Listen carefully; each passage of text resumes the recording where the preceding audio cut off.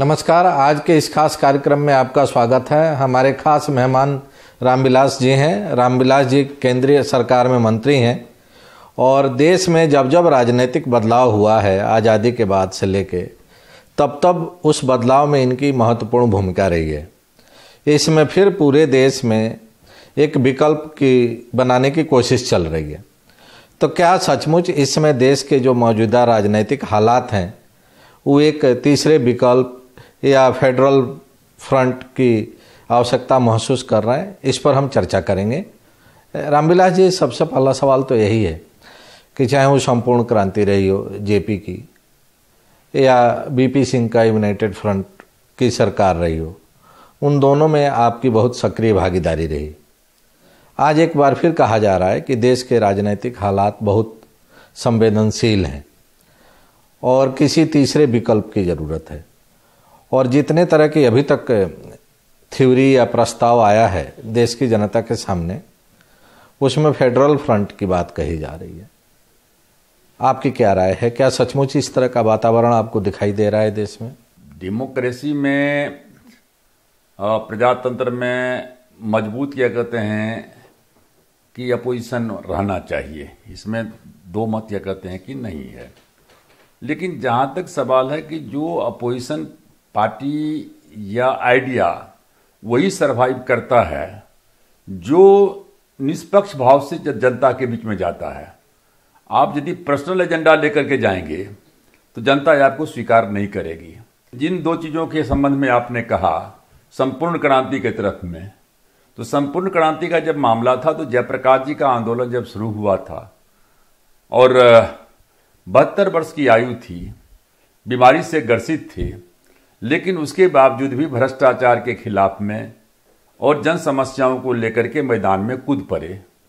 लोगों ने पागल होकर के, बिल्कुल जो हम लोग तो उस समय में थे ही, हम तो एमएलए भी रह चुके थे, सब लोगों ने क्या कहते हैं, नौजवानों ने क्या कहते हैं कि लोग क्या कहते, बच्चा बूढ़ा सब लोग क्या कहते हैं कि रोड पर निकल पड़े। क्यों?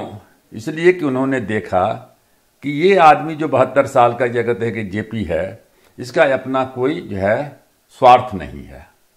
उसी तरीके से जैसे मानते हैं कि राजीव गांधी के खिलाफ में जब बोफोर्स का मामला आया और क्या कहते हैं कि बीपी सिंह जी जब निकले, तो उस समय में भी क्या कहते हैं कि जो नारा लगता था राजा नहीं फकीर है, देश की तकदीर है, और हम सब लोग क्या कहते हैं कि जुड़े और उसमें क्या कहते हैं कि सफलता क्या कहते हैं कि मिली। लेकिन कहीं ना कहीं यदि आप पहले से ही कह देंगे कि हम इसलिए लड़ रहे हैं कि राहुल गांधी को क्या कहते हैं प्रधानमंत्री बनाना है, हम फेडरल स्ट्रक्चर इसलिए बना रहे हैं कि ममता बनर्जी को बनाना है, तब सरकार क्या कहते हैं, सरकार के कामकाज से लोग क्या कहते हैं तुलना करेगा कि भाई नरेंद्र मोदी जी की सरकार कौन ऐसा काम कर रहा है।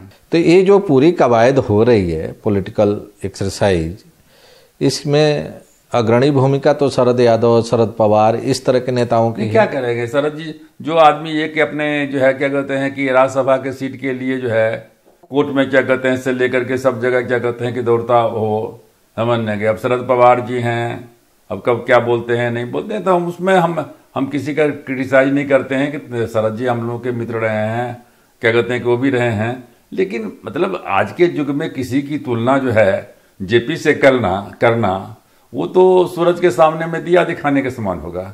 नहीं, आपको लग नहीं रहा कि इसमें पूरा का पूरा जो देश का राजनीतिक मिजाज है वो कहीं ना कहीं सफोकेशन में है? नहीं, देखिए हम ऐसा बतलाते हैं कि जो देश का स्वाभाविक है, हर किसी भी सरकार में देखिएगा कि जो चौथा साल होता है, 4 साल तक क्या कहते हैं कि जो है सो शांत रहता है। जब जो 5वां साल होता है इलेक्शन का पीरियड होता है, उस इलेक्शन के पीरियड में हर एजेंडा क्या कहते हैं सब लोग अपना लाना शुरू कर देता है। अब सपोज कर लीजिए इतने दिन से थे टीडीपी को नहीं याद आया था क्या कि हमको स्पेशल स्टेटस चाहिए क्या कहते हैं आंध्र प्रदेश के लिए। आज 5वां साल में क्यों उठा रहे हैं? कोई पार्टी कहता है कि हम सदस्यता से रिजाइन कर देंगे। तो इसलिए चूंकि इलेक्शन का है और लोग भी समझ रहे हैं कि इनका मुद्दा ये नहीं है कि स्टेट को कुछ क्या कहते हैं कि मिले। स्टेट के मिलने की जहां तक बात है तो सरकार ने तो कह ही दिया है कि साहब जितना आपको स्पेशल स्टेटस में पैसा मिलेगा उससे ज़्यादा पैसा हम जो है स्पेशल पैकेज में देंगे। लेकिन ऐसा क्यों हो रहा है बार बार कि आप चुनाव में जो वायदे करते हैं उसके बाद जब सत्ता मिल जाती है तो वायदे पीछे हो जाते हैं। बिहार को विशेष राज्य का दर्जा देने की बात हुई थी, उस चुनाव में बीजेपी हार गई, आपका गठबंधन हार गया, बाद में फिर आप लोगों ने नीतीश जी को मुख्यमंत्री बना दिया, उनसे तोड़ के उस गठबंधन से जो लालू जी के साथ उनका गठबंधन चल रहा था। बिहार को भी विशेष राज्य का दर्जा नहीं मिला आज तक। बिहार की जो हालत है वो आपसे ज़्यादा कौन समझ सकता है। आपके बिहार के ही दो बड़े नेता ममता बनर्जी से मिल रहे हैं, पिछले कई महीने से आपकी ही सरकार के खिलाफ मुहिम चला रहे हैं, शत्रुघ्न सिन्हा जी और जसवंत सिन्हा जी।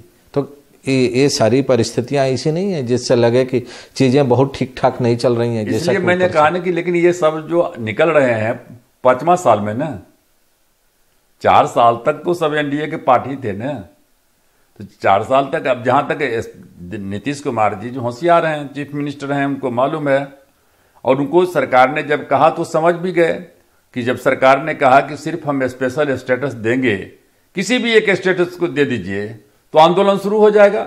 यदि आंध्र प्रदेश को दीजिएगा तो कहेगा बिहार में क्यों नहीं, बिहार के अलावा और भी स्टेट्स हैं वो उठ जाएंगे। तो इसलिए जो है हर चीज का एक नियम कानून कायदा बना हुआ है। अब जहां तक सरकार की क्या कहते हैं कि बात है कि कौन लोग सरकार के पक्ष में रहते हैं, कौन लोग विपक्ष में रहते हैं, तो सब लोगों का कहीं ना कहीं अपना एजेंडा भी क्या कहते हैं कि रहता है। तो हम लोग तो सब लोग तो इसका मतलब तो ये है ना कि आज की तारीख में जो एनडीए के पार्टनर्स हैं उनको लग रहा है कि एनडीए अब लाइबिलिटी है और जो सेफ हाइड आउट की तलाश में। नहीं, लाइबिलिटी की नहीं सवाल है। सब लोग जो लोग हैं वो अपना अपना पर्सनल इंटरेस्ट को देखता है कि भाई एनडीए में हम हैं तो मानते हैं, जिससे मानते हैं शत्रुघ्न सिन्हा जी हैं तो उनका एक कंस्टिट्यूएंसी है, तो उसी तरीके से मानते हैं जसवंत सिन्हा जी हैं तो जसवंत सिन्हा जी हैं तो उनके लड़के जयंत सिन्हा जी तो सरकार में क्या कहते हैं कि मंत्री क्या कहते हैं मंत्री ही हैं। तो इसलिए मैंने कहा कि मैं उस डिटेल में मैं जाना नहीं चाहूंगा। लेकिन एक होता है कि यदि आपका सचमुच में फाइट आइडियोलॉजिकली है, अब जैसे हम लोग सरकार, अब आइडियोलॉजी की राजनीति कहाँ हो रही है देश में? देखिए, हाँ, राजनीति हो या नहीं वो अलग बात है, लेकिन जब आप एक आइडियोलॉजी के सवाल पर मुद्दा को उठाइएगा तो उसमें असर होता है। लेकिन पर्सनल मुद्दा को लेकर के आप साथ में हैं अलग है, उसका कोई इंपॉर्टेंस नहीं रहता है। मुझे लगता है कि अब आइडियोलॉजी की राजनीति हो कहाँ रही है। भ्रष्टाचार के सवाल पर एनडीए बना, एनडीए की सरकार आई और देश में तमाम ऐसे बड़े से बड़े दागी और भ्रष्टाचारी लोगों को बाद में एनडीए का हिस्सा बना लिया गया, उनको पार्टी में शामिल करा लिया गया क्योंकि सत्ता चाहिए थी। जिससे आप देख लीजिए, एक तरफ से अब आईएसआर से बातचीत चल रही है, सुन रहे हैं। तो आपको मालूम है कि सरकार में पहले कैबिनेट की मीटिंग में जो है काले धन के लेकर के चर्चा हुई, एसआईटी का गठन हुआ, सारा का सारा चीज कहते हैं हुआ, और आज जितना अभियान जो है ब्लैक मनी को लेकर के, जितने जो है अब बीजेपी का जो कोर कॉन्स्टिट्यूएंसी था वो बिजनेसमैन था। आज बिजनेसमैन से पूछिए तो कहीं ना कहीं आपको नाराजगी झलकती है। क्यों? तो उनको लगता है कि जिस कारण से हमने बीजेपी का क्या कहते हैं कि साथ दिया था, सरकार बनाने के समय में उत्सव मनाया था, वो क्या कहते हैं कि आज हमारा वो उद्देश्य पूरा नहीं हो रहा है। तो इसलिए एक इंडिविजुअल चुनाव का एक अलग माहौल होता है, चुनाव में किसको आप टिकट देते हैं, किसको तो माने जब सत्ता लेना हो तो अलग पैरामीटर होता है और सत्ता में बने रहने के लिए अलग पैरामीटर। सत्ता में आने के बाद यदि करप्शन के साथ में कोई समझौता होता तो आपका प्रश्न जायज था।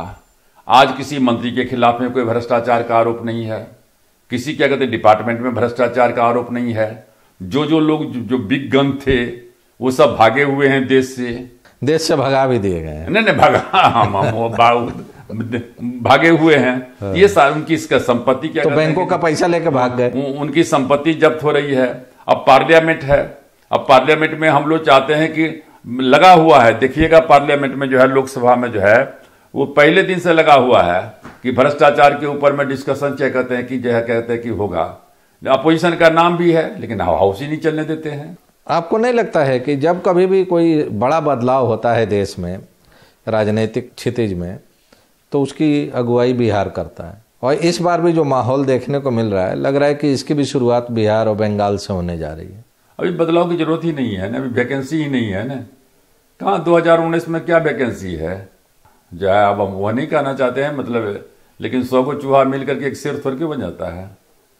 तो इसलिए मानते हैं कि अब छोटी छोटी मानते हैं कि अब सबसे बड़ी बात है कि सारे अपोजिशन मिला करके भी जो है कोई पार्टी जो लीडर ऑफ दी अपोजिशन है, जो विरोधी दल का नेता नहीं बन पाया, अब उसमें ही दो फाक हो गया। अब कांग्रेस पार्टी है वो कहती है राहुल गांधी ही प्रधानमंत्री बनेंगे। अब नया जो है एक मुहिम चल रहा है, ममता बनर्जी के नाम पर क्या कहते हैं कर रहा है। तो पहले मानते हैं कि तो एक फेडरल स्ट्रक्चर, एक कांग्रेस और एनडीए का अपना जो वोट है वो इंटैक्ट है, उसमें तो कोई बदलाव नहीं हुआ। एनडीए का तो तमाम लोग छोड़ के चले गए। एनडीए कौन? शिवसेना से लेकर तमाम। देखिए शिवसेना का और बीजेपी का तो एक ही कंस्टिट्यूंसी है ना। मैंने आइडियोलॉजिकल लड़ाई की बात कही ना, कि आइडियोलॉजी की लड़ाई कहाँ बीजेपी, उनके शिवसेना के पास में कोई आइडियोलॉजी की लड़ाई है। हमारी सरकार कहती है कि हम उनके बैंकर को खत्म करेंगे, पाकिस्तान के ये करेंगे, तो कहता युद्ध क्यों नहीं कर लेते हो। तो कंपटीशन वहां है। और उसका एक अच्छी बात है कि कांग्रेस वहां डेढ़ पड़ा हुआ है, जो मेन अपोजिशन का रोल जो है वो शिवसेना ही निभा रही है। कांग्रेस को बोलने के लिए कुछ रहता ही नहीं है। तो आपकी नजर में अभी कोई स्कोप दिखाई नहीं दे रहा? हमको नहीं लगता। हमने तो शुरू में ही कहा था, 3 साल पहले कहा था। और जब आपको याद है कि जब ऑल पार्टी मीटिंग हुई थी तो हमने प्रस्ताव भी रखा था कि नरेंद्र मोदी जी को देश का प्रधानमंत्री बने, इसके लिए आज ही मोहर लग जाना चाहिए कि हमारा अगला नेता यही होंगे। और क्या कहते हैं हुआ, और हमने कहा कि कोई वैकेंसी है नहीं। इसका मतलब तो ये है ना कि नीतीश ज्यादा समझदार निकले। जब सरकार बनी थी तो मैंने पहला ही दिन कहा था, लोगों ने कहा था कि रामविलास जी क्या कह रहे हैं। मैंने कहा था कि ये सरकार 2 साल 2.5 साल से ज्यादा नहीं चलेगी। तो फिर सफोकेशन है नीतीश। बिहार सरकार नहीं चलेगी। और उसी समय हमने कहा था कि नीतीश के माथे पर ताज रहेगा, लालू यादव राज करेंगे। बीजेपी की सरकार में जो है ये सब नहीं है, मतलब बीजेपी के साथ। लेकिन कहा जा रहा है कि नीतीश जी बहुत परेशान है। एक हम कॉमनल एजेंडे को लेके। वही हमने कहा, जैसे डे टू डे का जो काम है वो चीफ मिनिस्टर के हैसियत से उसी तरीके से फुल फॉर्म में काम कर रहे हैं, और बिना रोक टोक करके ट्रांसफर पोस्टिंग से लेकर के जो भी अच्छा चीज बिहार के लिए हो रहा है कर रहे हैं। अब जो मेन एजेंडा क्या कहते हैं वो क्या कहते हैं, जो कम्युनल टेंशन का मामला है। अब कम्युनल टेंशन का मामला है तो स्वाभाविक है जो लोग सत्ता से बाहर निकले हैं तो उनको तो परेशानी हो रही है, तो वो तो कोई ना कोई रास्ता निकालेंगे ही कि ये सरकार किस तरीके से बदनाम होती है, और उसमें हम लोगों को सतर्क रहना है। लेकिन ऐसा तो होता दिखाई नहीं दे रहा है। बीजेपी अब कोई उस तरह की चीज, बीजेपी में भी मंथन चलते रहता है। बीजेपी बहुत क्या कहते हैं कि बीजेपी में जितना उनका क्या कहते हैं कि इनपुट जमा करने वाले जो तत्व हैं या लोग हैं उतना किसी पार्टी में नहीं है। क्या ये सच्चाई है कि नीतीश अपने को कमजोर पाकर अब आपके करीब आने की कोशिश कर रहे हैं, या उपेंद्र कुशवाहा से फिर अपने रिश्ते सुधारने की कोशिश कर रहे हैं? नहीं, ताकि बीजेपी पर दबाव बनाया जा सके बिहार में। ऐसी बात नहीं है। मैंने पहले ही कहा कि जो भारतीय जनता पार्टी है जो हमारे सामने में सबसे पहला क्या कहते 2019 का चुनाव है, तो 2019 का चुनाव है और सेनापति क्या कहते हैं कि बिहार में क्या कहते हैं कि नीतीश जी हैं, देश के सेनापति क्या कहते हैं कि नरेंद्र मोदी जी हैं। तो हम अपने सेनापति को हम कमजोर करके जो है तो कैसे हम क्या कहते हैं कि कर सकते हैं, ये अनथिंकेबल है। इसलिए अपना जो है सो मामला निकलते, जैसे अब हम लोग हैं तो नीतीश जी के खिलाफ में खूब लड़ते थे, लेकिन जो ही एनडीए में आ गए तो हमने समझा हम लोग एक परिवार के हैं। अब बीजेपी का सवाल है तो बीजेपी का सवाल है, कहीं हम देखते हैं कि साहब हमारा कहते हैं माइनॉरिटी का वोट क्या कहते हैं उसमें क्या कहते हैं गलतफहमी नहीं हो, जो शेड्यूल्ड कास्ट के वोट हैं गलतफहमी नहीं हो, तो हम लोग अपनी बात को क्या कहते हैं कि रख देते हैं। लेकिन यदि उसका कोई अर्थ लगावे कि साहब क्या कहते हैं कि इसका मतलब है कि आपका क्या दूरी बढ़ रही है, तो अनथिंकेबल। तो मैंने दलितों में कंफ्यूजन क्रिएट करने के लिए या ये मैसेज देने के लिए कि हम आपके साथ हैं, आप लोग खाली बयान देते हैं, बाकी एजेंडा आप लोग बीजेपी का ही पुश कर रहे हैं। नहीं, आप हमको बतलाइए कि यही एक बिहार था जिस बिहार में एक बाथे की घटना घटी थी, 58 लोग मारे गए थे, कोई समय नहीं आता था। आज भी हत्याएं हो रही है, लेकिन ये नहीं हो रही है कि सिर्फ दलित की हत्या हो रही है। एक समय में था कि चुन चुन करके हत्या होती थी, समझने गए। तो इसलिए मैंने कहा कि जो पूरे देश का कैसे माहौल है, तो पूरे देश में माहौल में है कि आजादी के जो ये इतने साल हो गए हैं, 70 साल, उसके बाद सोशल अवेकनिंग तो आया ही है। जो पुराने पीढ़ी के लोग थे अनुसूचित जाति में, अब तो दलित पार्लियामेंट के सुप्रीम कोर्ट ने कहा कि मत बोलो। ऐसे अनुसूचित जाति, जनजाति, और नीतीश जी से भी कहेंगे कि आप दलित महादलित को हटा करके अनुसूचित जाति जनजाति क्या कहते हैं कि रखें। तो जो अनुसूचित जाति के जो लोग हैं या अनुसूचित जनजाति के जो लोग हैं, तो उसमें जो पुराने पीढ़ी के लोग थे, हमसे जो हमारे बाप दादा थे, उन्होंने ज्यादा जुल्म बर्दाश्त किया। हम लोगों को जो है उसका आँच आता था कि क्या डिस्क्रिमिनेशन है। लेकिन जो नई पीढ़ी के लोग हैं, चिराग पासवान के पीढ़ी के लोग हैं, वो तो इज्जत की जिंदगी जीना चाहता है। वो कहाँ कॉम्प्लेक्स से उतना ग्रसित है। तो आज क्या होता है कि छोटी सी भी जो भी घटना घटती है उसमें लोकल लीडर पैदा हो जाते हैं। चाहे मान लेते हैं कि महाराष्ट्र की घटना हो, चाहे गुजरात की घटना हो, या पश्चिमी उत्तर प्रदेश की क्या कहते हैं घटना हो, तो ये तो स्वाभाविक और अच्छी बात है कि नए नए लीडरशिप क्या कहते हैं कि जुल्म और अत्याचार के खिलाफ में लड़ने का अधिकार तो सबको होना चाहिए, लड़ना भी चाहिए।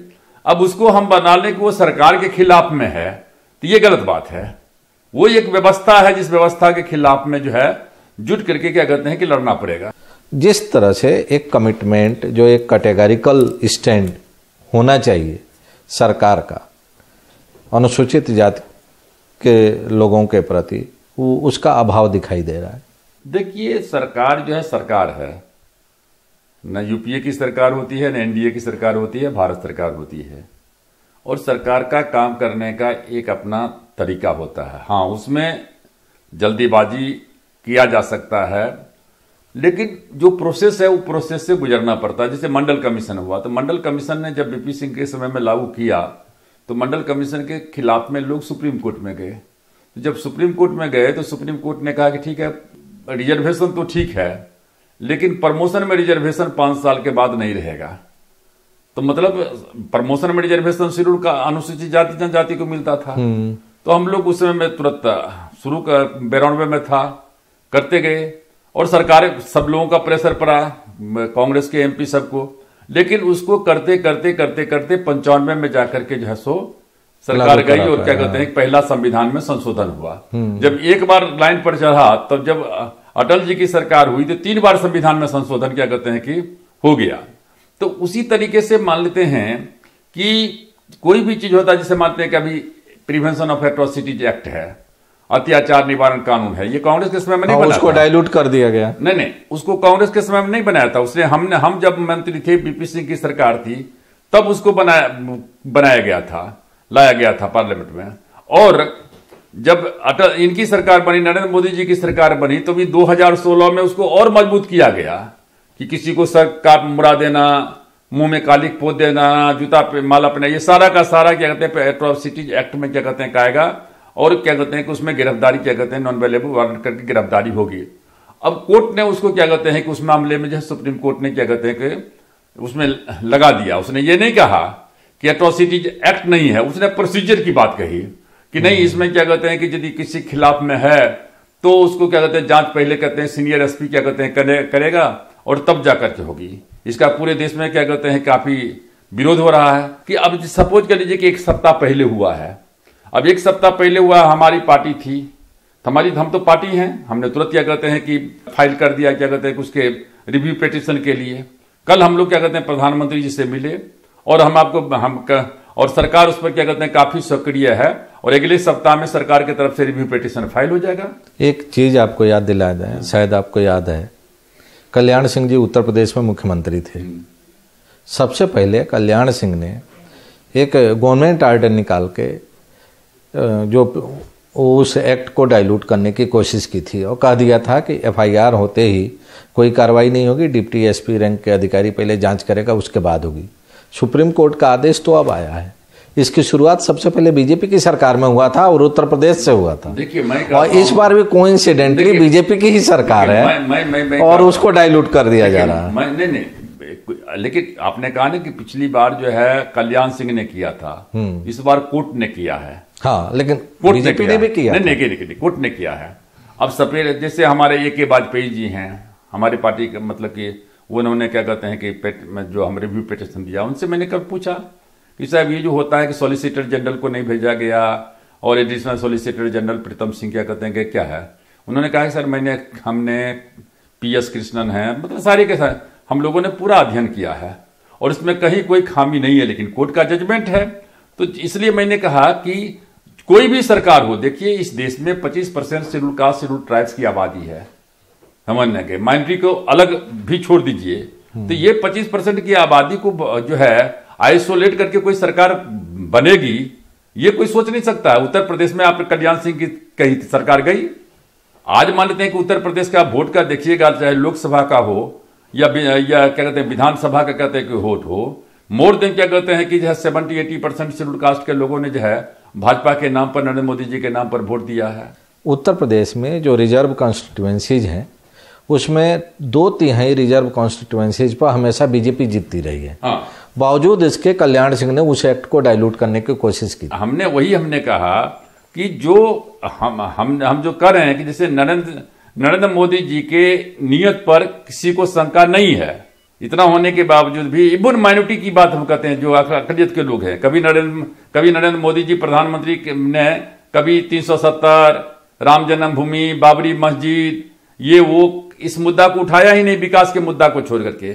बाबा साहब अम्बेडकर के लिए जिन्होंने जितना काम इन्होंने किया है अम्बेडकर फाउंडेशन के लिए, उतना कभी नहीं हुआ। जैसे अब आपका एट्रोसिटीज एक्ट है, कल हम लोग क्या कहते हैं मिलने के लिए क्या कहते हैं गए थे।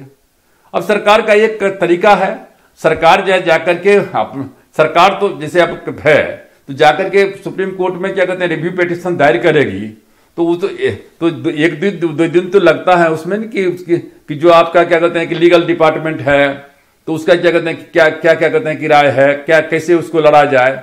तो इसलिए अब 1 सप्ताह 1.5 सप्ताह पहले की बात है, दो इश्यूज आए हैं और मैं आज दोनों आपके सामने में कहना चाहता हूं। एक क्या कहते हैं कि रिव्यू पिटीशन के संबंध में, वो भी अगले सप्ताह दायर होगा, और जो यूजीसी का है, यूनिवर्सिटी ग्रांट्स कमीशन का जो आदेश हुआ जिसके मुताबिक जो है वह SC/ST के इंटरेस्ट के खिलाफ में गया, वो भी क्या कहते हैं कोर्ट का फैसला है। तो उसमें क्या कहते हैं कि अगले सप्ताह में क्या कहते हैं कोर्ट में क्या कहते हैं कि फाइल करके और उसको विड्रॉ कर लिया जाए। उत्तर प्रदेश में एक और काम हुआ है। डॉक्टर अंबेडकर के नाम के आगे राम जी शब्द जोड़ने की कोशिश हुई है, इसको ठीक मानते हैं? इसको कौन लोग उठा रहे हैं?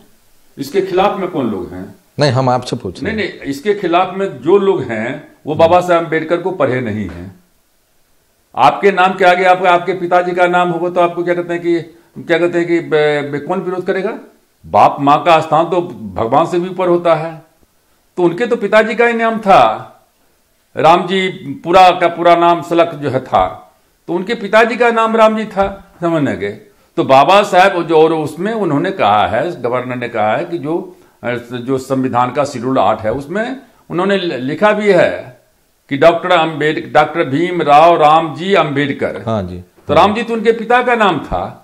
अभी भी आप जाकर के देखिए उत्तर भारत को छोड़ दीजिए, बिहार उत्तर प्रदेश वगैरह को, दक्षिण में चले जाइए, देवे गौड़ा जी है, उनके नाम के आगे उनके पिता का नाम लिखा हुआ है।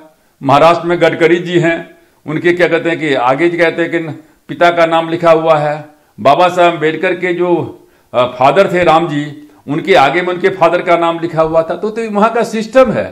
तो जो नाम है तो अब राम जी शब्द हो और उसको लेकर के किसी को एलर्जी हो जाए तो भाई तो सब तो रामविलास पासवान के आगे में भी राम है। तो मैंने आप इस फैसले का स्वागत करते हैं। हम स्वागत करते हैं और ये अच्छी बात है कि पहली बार कम से कम बाबा साहब अम्बेडकर के साथ में उनके फादर का नाम भी सब कोई जानते थे। उनके फादर सूबेदार थे, आर्मी में थे, लेकिन उनके पिता का नाम क्या कहते हैं क्या था, राम जी, तो वो जो है नहीं जानते थे। पहली बार हमको खुशी है कम से कम क्या कहते हैं, और स्वागत भी हम करते हैं। इसके पीछे कोई पॉलिटिकल एजेंडा नहीं है? कोई पॉलिटिकल कुछ नहीं। जब आपके नाम जब पूरा नाम क्या कहते हैं कि आपको है तो उसमें यदि छूट गया है और कोई पॉइंट आउट करता है कि ये नाम होना चाहिए और हम इसको क्या कहते हैं जोड़ेंगे, तो बाबा साहब अम्बेडकर साधारण आदमी तो थे नहीं, महापुरुष थे। और उनके फादर का नाम उनके साथ में क्या कहते हैं कि जो नाम है जो उन्होंने स्वयं लिखा है, तो उस नाम को जोड़ने में क्या दिक्कत है? बहुत बहुत धन्यवाद हमारे चैनल से बात करने के लिए।